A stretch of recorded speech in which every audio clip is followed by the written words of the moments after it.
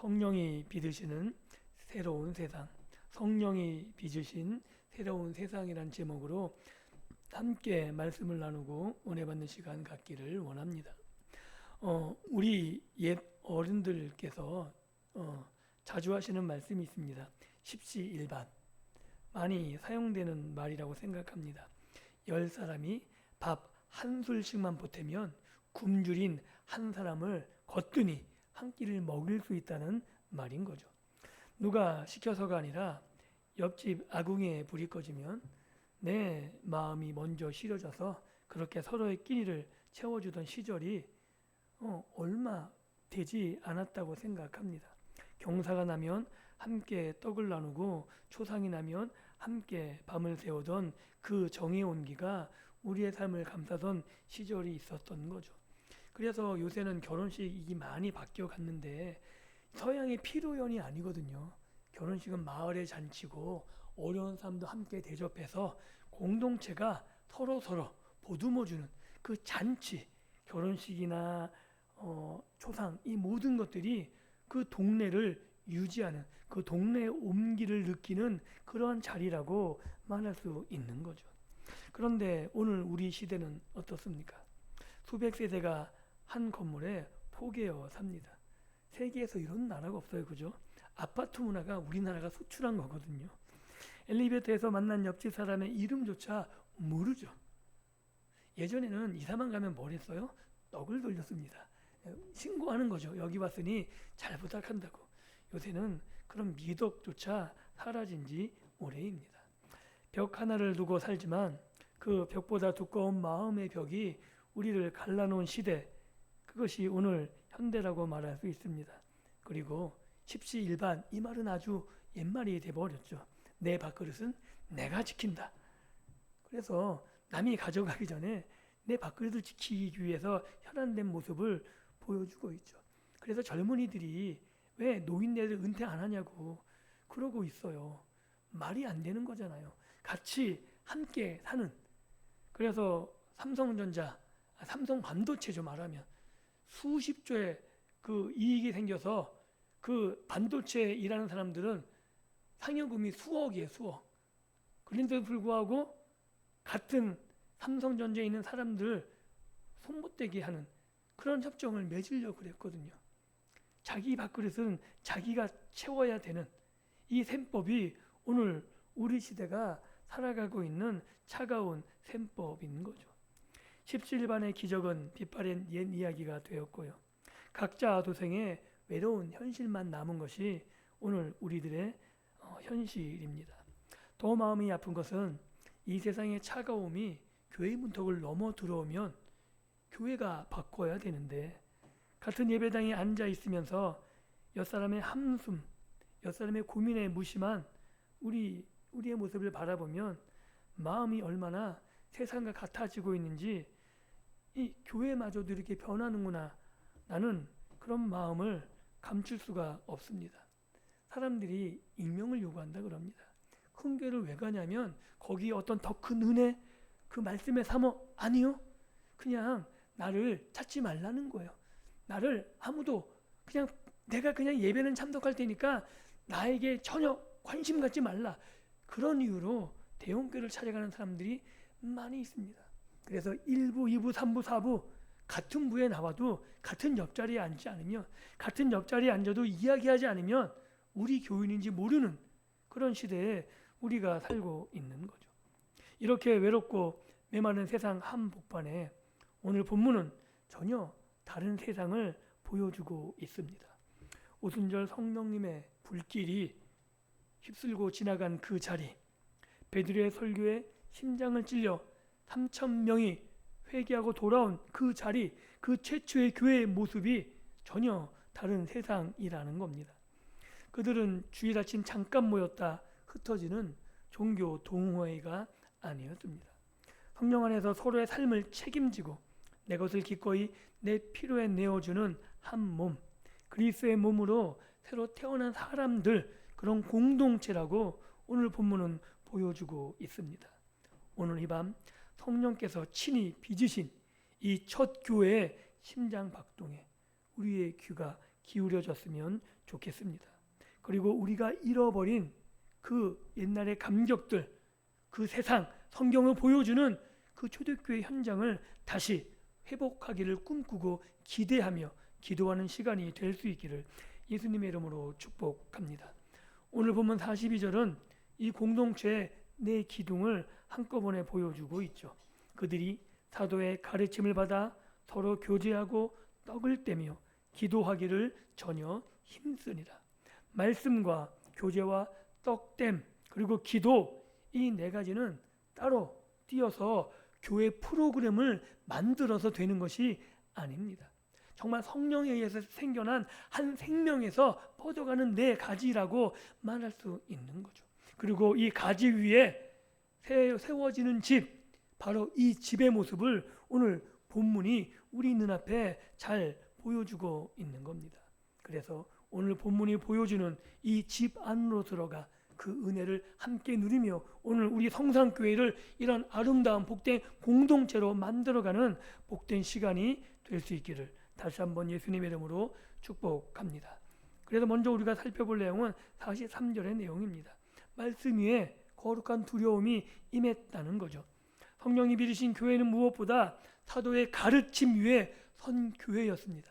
사도의 가르침, 어떤 특별한 사상이 아니고요, 예수님의 말씀, 성령께서 깨닫게 하시는 성령의 입을 통해 선포되는 그 말씀 위에 세워진 교회라는 거죠.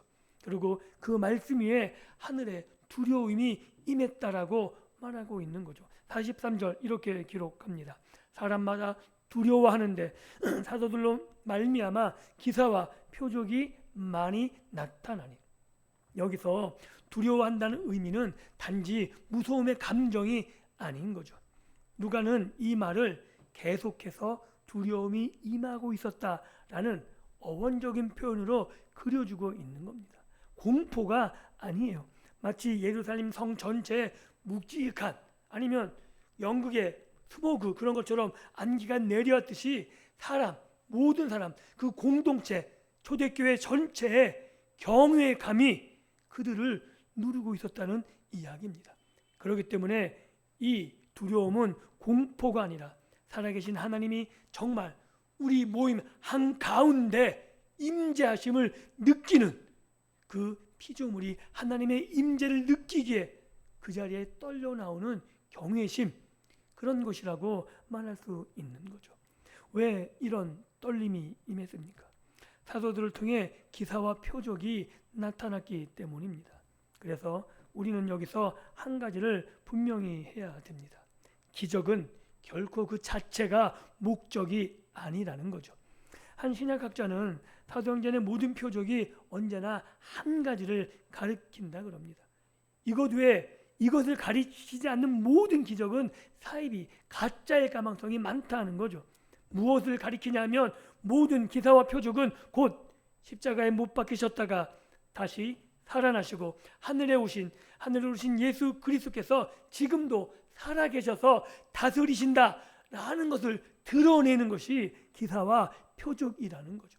즉 제가 여기서 무엇을 해서 누가 낫는다 그러면 이것은 내 능력이 아니라 지금도 하나님께서 나를 통해 예수 그리스도께서 다스리심을 드러내는 증명 외에는 아무것도 아니라는 거예요. 어떤 목사가 어떤 선교사의 능력 아니요. 그 현장에서 나타나는 기적과 표적은 지금도 하나님이, 지금도 예수 그리스도가 우리를 다스리신다는 증명이라고 우리는 받아들여야 된다는 겁니다. 옛날 모세의 손에서 일어난 표적들이 여호와가 왕이시다는 것을 선포했듯이, 즉 모세가 누구를 대리하냐면 여호와 하나님을 대리한 거죠. 모세의 10가지 재앙은 모세가 일으킨 것이 아니라 하나님의 대리자로 그 일들을 강행한 거 아닙니까? 즉 그들은 모세를 보면 누구를 보았냐면 하나님을 본 거고 하나님의 능력이 모세와 함께 있음을 안 것이죠.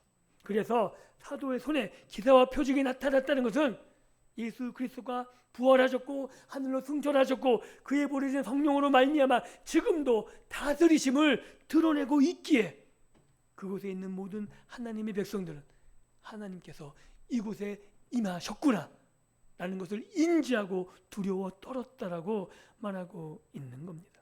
그래서 종교개혁자 칼빈은 이 대목에서 교회의 권위가 어디서 오는지를 정확히 말하고 있습니다. 하나님은 사도들에게 표적을 행할 능력을 주심으로 그들이 전한 말씀이 사람의 말이 아니라 하나님의 말씀임을 친히 인치셨다는 거죠. 그러니 그 거룩한 두려움은 그들의 모임이 사람의 귀를 즐겁게 하는 공연이 아니라 생사화복을 주신 하나님 앞에 선 떨리는 대면이란 사실을 보여주고 있는 겁니다. 그래서 바라기는 우리 교회도 말씀이 선포될 때 놀라운 회복의 능력들이, 놀라운 회복의 치유가 일어나기를 예수님의 이름으로 축복합니다. 이 말씀이 듣는 모든 하나님의 백성들에게 하나님의 그런 능력들이 임하여져서 거룩한 떨림과 하나님의 임재를 경험하는 복된 시간이 될 수 있기를 예수님의 이름으로 축복합니다. 그래서 우리 예배는 이런 떨림이 있어야 되는 거죠. 좋은 음향과 세련된 찬양, 매끄러운 순서, 이런 것이 중요한 것이 아닙니다. 살아계신 하나님 앞에 신을 벗고 그 앞에 엎드리는 거룩한 떨림, 이것이 진정한 예배라는 거죠. 그런데 우리는 그런 거룩한 떨림이 점점 사라지는 시대에 살고 있습니다. 그러나 그런 시대에 우리가 살고 있다고 해서 우리가 그런 하나님의 임재를 포기할 수는 없는 거죠. 여기에 좋은 소식이 오늘 본문에 펼쳐집니다. 왜냐하면 이 두려움은 우리가 분위기를 만들어 짜낼 수 있는 것이 아니라는 거죠. 말씀이 바르게 선포되고 그 말씀을 통해 부활하신 주님이 친히 임재하실 때 그분이 주시는 선물이라는 겁니다. 그래서 오늘 이 밤 우리가 할 일은 분위기를 바꾸는 것, 좀 더 세련된 찬양을 부르는 것 아니요. 이런 것이 아니라 하나님이 우리에게 주신 그 말씀 앞에 우리의 마음을 정직히 열어젖힐 때, 그 말씀이 우리 안에 들어와서 우리를 회복시킬 때, 회복하게 될 때 놀라운 역사가 일어나게 되는 겁니다. 그리고 44절, 45절을 통해 우리가 확인할 수 있는 건 내 것이 우리의 것이 되는 자리라는 거죠. 성령이 충만한 교회는 그 말씀에 흘러나온 교제가 마침내 우리의 삶의 물질들이 오픈되는 자리로 나간다는 거죠. 44절, 45절 이렇게 말합니다. 믿는 사람이 다 함께 있어 모든 물건을 서로 통용하고 또 재산과 소유를 팔아 각 사람의 필요를 따라 나눠주며, 이것만 강조하면 공산주의가 돼요. 교회에서 목사님 제가 다 내십시오. 다 파십시오. 그럼 제가 신천지 교주하고 뭐가 다르겠어요? 그 말을 하는 게 아닙니다. 이건 원시 공산주의, 어떤 이단의 교주, 이런 의미로 오해해서는 안 되는 거죠. 본문을 자세히 들여다보면 팔고 나눠주며 라는 이 두 동사가 한 번에 끝난 것이 아니라 계속해서 그렇게 하고 있다는 흐름이라는 거죠. 즉 여기 앞에 선 어떤 강연사가 짜내기 위해서 선포하고 헌금을 많이 강조, 그게 아니라 눈에 보이면 서로가 서로의 필요를 알기 때문에 그것을 서로 나눠주고 베풀고, 이것이 하나님의 은혜 받음 속에서 이루어진 자연스러운 현상이라는 겁니다. 강제로 요구한 것이 아니라 공동체 안에 어려운 형제가 생길 때마다 거기에 여유 있는 사람들이, 그리고 충분히 감당하는 사람들이 그 일을 감당해냈다, 그 빈자를 채워주었다라고 말하고 있는 겁니다. 그래서 이것은 강요가 아니라 사랑이라는 거죠. 사랑의 마음으로 연약한 자를 품어주는 겁니다. 상담을 해주는 것으로, 아니면 물질이 있으면 물질이, 아니면 시간 있으면 시간이 있는 것으로, 자기가 채울 수 있는 것으로 서로 채워주며 서로 섬기고 서로 나누는 그런 공동체, 제도가 아니라 마음이 움직였다고 말하고 있는 거죠. 무엇이 이들을 이렇게 만들었을까요? 그들의 가치관이 완전히 전복되었기 때문입니다. 세상이 변하지 않는 법칙, 내 것은 내 것인 거죠. 그런데 세상에 가장 자본주의 법칙이라는 건 이런 사기가 없어요. 이런 사기. 자본주의 제1원칙이 뭐냐면 최소 투자, 최대 이익, 이런 게 있습니까? 누군가는 빼앗겨야지 가능한 거예요. 주식시장에 누구는 화랑에서 돈을 벌면 누군가는 피눈물을 흘리거든요. 이게 자본주의 법칙입니다. 그런데 이 세상의 법칙, 내 것은 내 것이고 내가 조그만 투자해서 더 많은 이익을 벗는 이런 것에서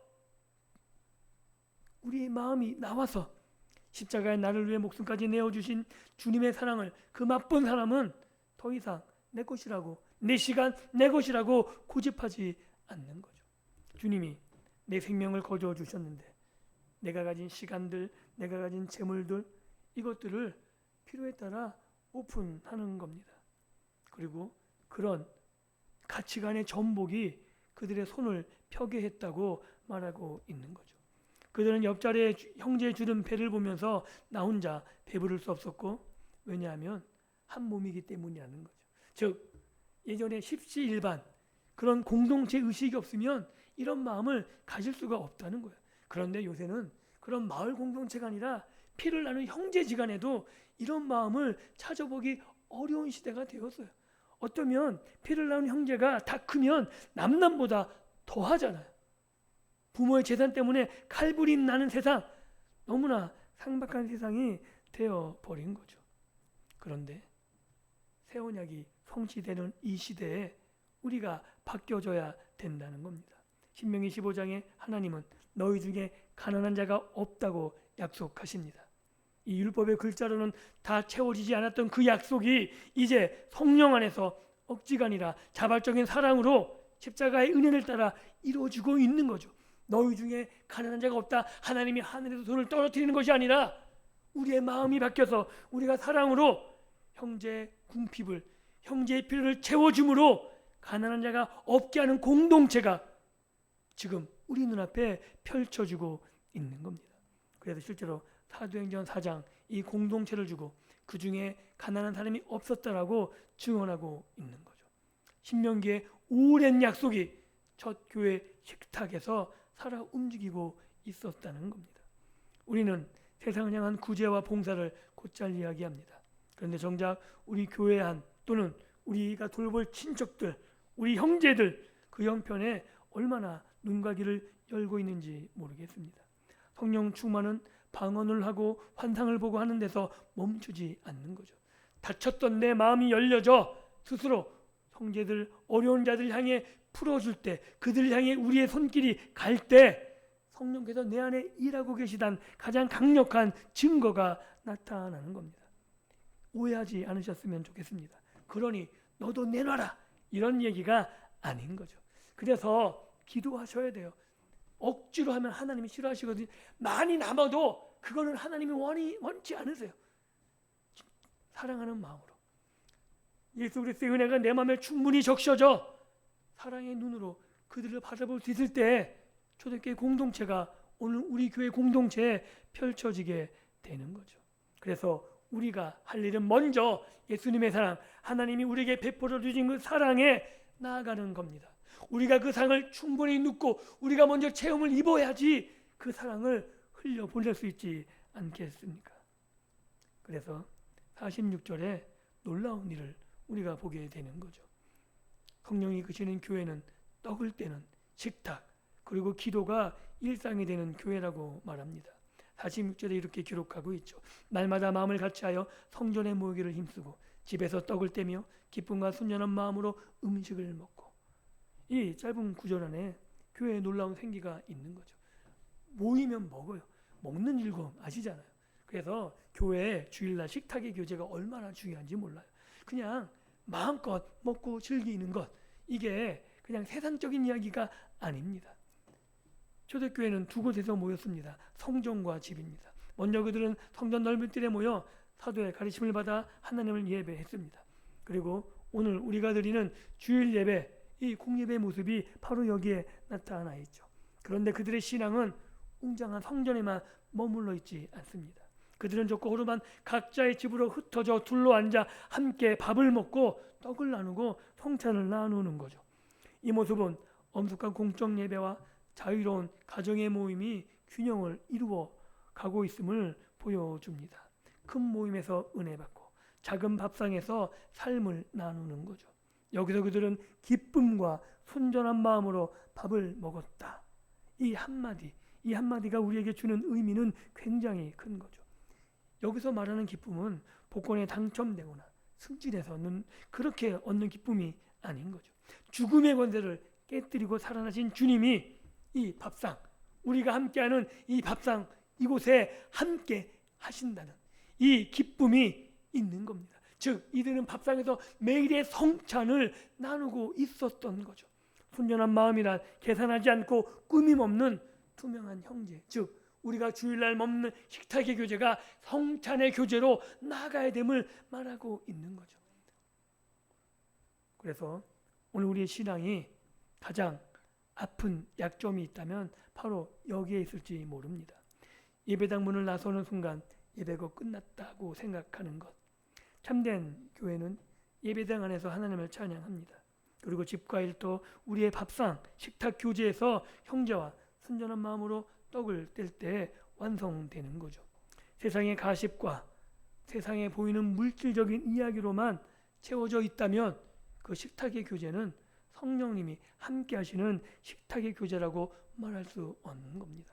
그래서 우리가 함께 나누는 식탁의 교제는 우리만 있는 것이 아니라 우리의 주님, 부활하셔서 오늘도 역사하시는 우리 주님을 모시고 함께 기쁨으로 밥을 나누는 천국의 식탁이 될 때 바로 그 자리가 작은 교회가 되는 것이요, 바로 그 자리가 하나님 나라, 우리가 즐기고 우리가 맛보는 하나님 나라가 될 것입니다. 그래서 거창한 건물이 아니라 둘러앉은 밥상, 작은 식탁의 교제에서 천국은 피어나게 됩니다. 그리고 47절 마지막으로 이렇게 기록합니다. 하나님을 찬미하며 또 온 백성에게 칭송을 받으니 주께서 구원받는 사람을 날마다 더하게 하시니라. 즉 초대교회는 칭송, 사람들에게 호감을 얻는 겁니다. 이것은 전혀 이상한 일이 아니죠. 그들은 십자가에 처형당한 예수를 따르는 한데 손가락질 받던 사람들이었습니다. 그런데 어떻게 백성의 호감을 샀을까요? 그들의 삶이 너무나도 아름다웠기 때문이죠. 가난한 사람이었고 외로운 사람이 보살핌 받으며 얼굴마다 세상이 줄 수 없는 기쁨으로 흐르고 서로를 제 목숨처럼 아끼는 그 모습, 그리고 자기를 죽이려는 자들에게도 축복하는 그 모습, 로마의 억압과 율법의 무게에 짓눌려 있던 사람들에게는 어쩌면 사막 한가운데 만난 오아시스처럼 다가왔을지 모릅니다. 너무나 이상한 거죠. 그렇게 핍박받고 그렇게 궁핍한데도 서로를 아끼고 서로를 보듬으며 자신의 것을 기꺼이 나눠줄 수 있는 그 모습, 거기에서 사람들은 천국을 보았을 겁니다. 그래서 그들은 사람을 끌어모으려고 안달하지 않았습니다.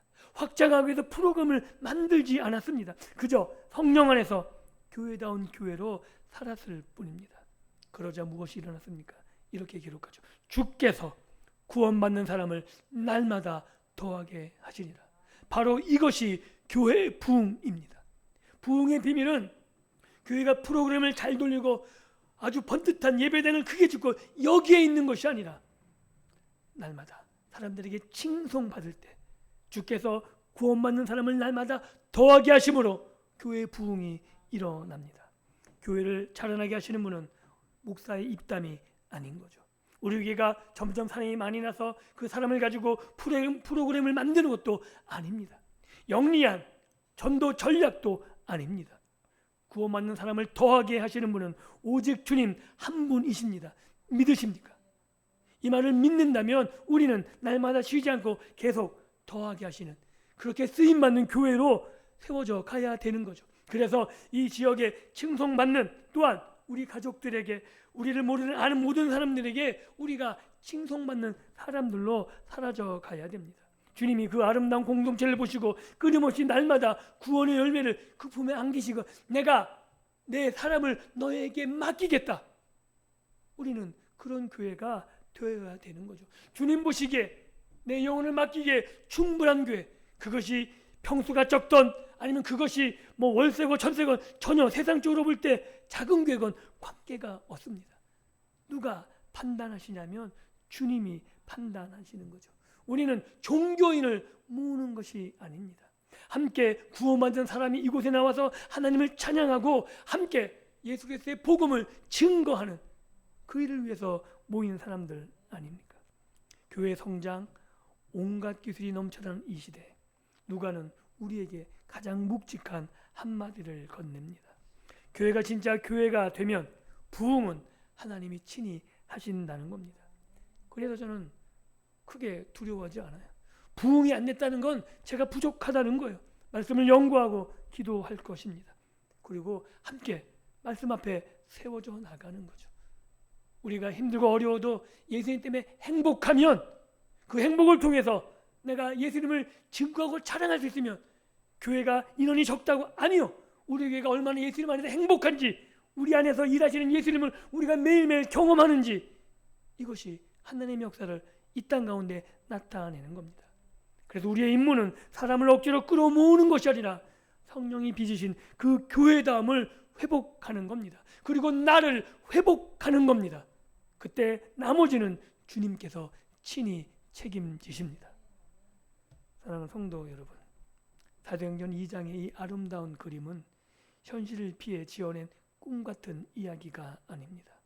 성령의 권능이 온전히 우리를 다스릴 때 이 차갑고 이기적인 세상 한복판에서도 얼마든지 피어날 수 있는 하나님 나라의 이 실제를 누가가 그려주고 있는 거죠. 누가는 이 그림을 우리 앞에 걸어두고 그저 멀찍이 서서 감상하라고 말하지 않습니다. 이 세상 안으로 걸어 들어와 너희도 이 집에 함께 살자고 우리에게 초대하고 있는 겁니다. 오늘 우리 자신을 정직하게 돌아보았으면 좋겠습니다. 우리는 성령께서 빚으신 이 첫 교회가 가졌던 이 네 가지 생명력을 가지고 있습니까? 하나님을 향한 거룩한 떨림은 식어버리지 않았습니까? 형제를 향한 우리의 마음의 문이 닫혀 있지는 않습니까? 일상의 기쁨에 메마르고 세상의 호감 대신 손가락질 받는 부끄러운 모습, 이것이 오늘 한국교회의 모습이지 않습니까?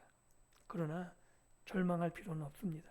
왜냐하면 첫 교회가 그 초대교회 성도들 때문이 아니라는 거죠. 그 사도들의 능력 때문이 아니라는 거죠. 왜냐하면 이 교회는 제 교회가 아닙니다. 여러분의 교회도 아닙니다. 주님이 핏값으로 사신 주님의 교회입니다. 그 첫 교회를 그토록 눈부시게 빚으셨던 성령께서 2000년 전이나 지금이나 똑같이 살아서 우리 가운데 일하십니다. 이 사실을 믿을 수 있기를 예수님의 이름으로 축복합니다. 문제는 성령이 떠나시는 것이 아니라 우리 마음이 아직 그분의 다스림 앞에 온전히 항복하지 못한 데 있는 거죠. 오늘 이 밤 우리 함께 다시 초대교회가 열려졌던 그 다락방 안으로 함께 들어갔으면 좋겠습니다. 움켜쥐려고 했던 이 좁은 마음들, 내가 가지려고 했던 것, 그러나 그 모든 것들이 내 문제만이 아니라 내가 먼저 하나님의 은혜를 입고 하나님의 사랑을 받는 그 자리에 서 있어야 가능합니다. 그리고 하나님이 임재 안에 내가 있을 때 하나님이 나를 사용하시고 우리 교회를 사용하십니다. 그래서 우리가 함께 부르짖었으면 좋겠습니다. 우리 교회를 하나님 사용해 주십시오. 하나님의 세우신 정말 말씀에 세우신 교회가 되게 도우시고 천국의 기쁨이 누려지는 교회가 되게 도우시고 이 지역에 칭송받는 교회, 그래서 날마다 주님께서 영혼을 우리 교회에 붙여주시는 이런 교회 되게 하나님 은혜 베풀어 달라고 부르짖었으면 좋겠습니다. 그래서 우리 성산교회가 세상이 감당하지 못할 아름다운 공동체로 날마다 구원하는 사람이 더해지는 생명의 집으로 다시 회복되는 놀라운 은혜가 있는 이 밤이 되기를 예수님의 이름으로 축복합니다.